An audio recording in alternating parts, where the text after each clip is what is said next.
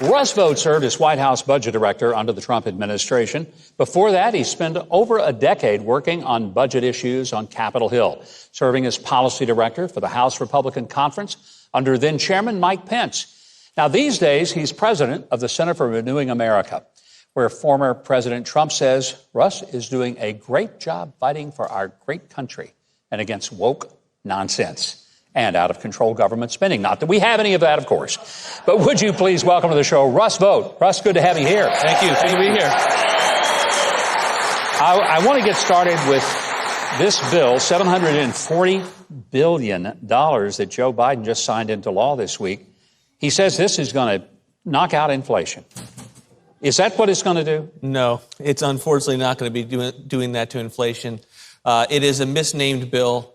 It is expanding woke and weaponized government. And we could talk a lot about some of the specifics, but the inflation that they think that they are dealing with, none of the deficit reduction is anywhere near the next 10 years. So this is something that is misnamed, and unfortunately the American people are going to get more government that is weaponized against them.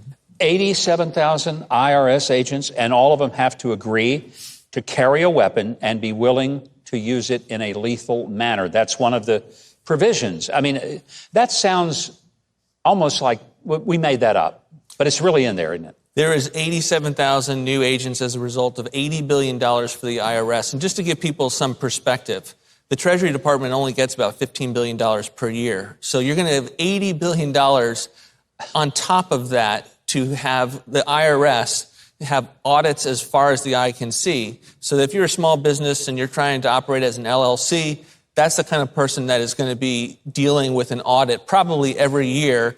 And there's not 87,000 auditors out there. These are all going to come from the private sector, and that means that businesses are not going to have them to be able to defend against these people that are coming at them. I mean, I don't think people fully understand that when Joe Biden says nobody making under $400,000 a year is going to pay a dime of extra tax, it's simply not possible given this bill and the way that it's structured, and especially if someone owns a business and their business grosses $400,000, even though they may actually take home $35,000.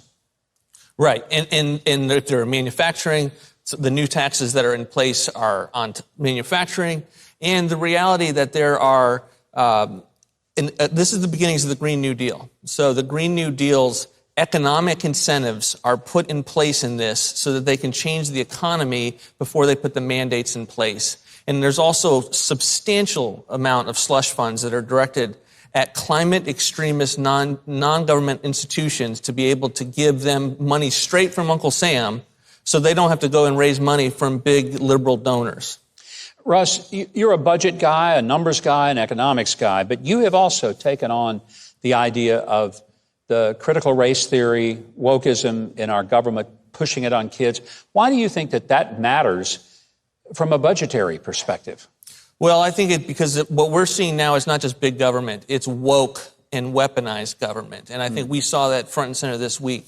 But this was something that was an assignment Donald Trump gave me. He said, I want to get rid of CRT within the federal government. And we wanted to make sure there was an organization to do that once he was out of office. And so we have been able to really arm parents and school boards across the country to be on the lookout for it.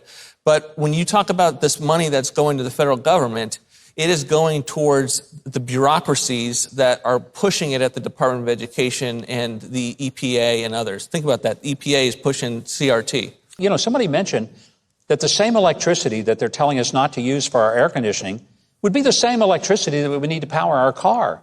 I think I'd just rather have the air conditioning in August, you know?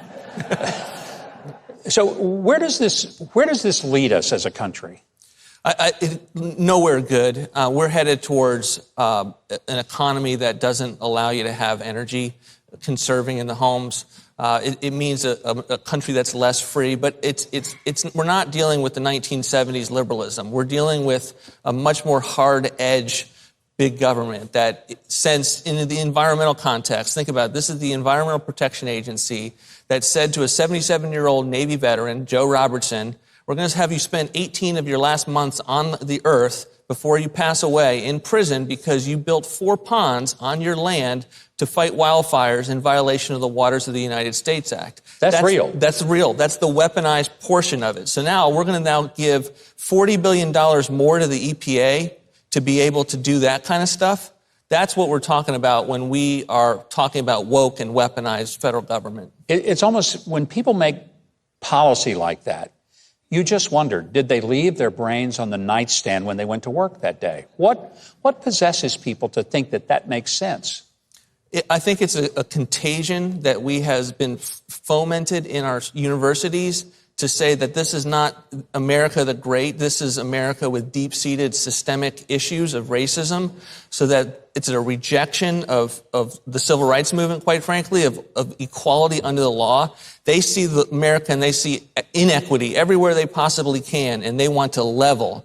And that has caused them to be at a fever pitch, so they go into these federal agencies and they just have no concept of who they're working for, and that's the American people. Are you pessimistic or optimistic about where we can go? Not where we are, but where we can go. I'm actually very optimistic because for the first time, the people who are rising up across the country are doing it with full recognition of the cost and the consequences and going to the microphones at the school board meetings anyways.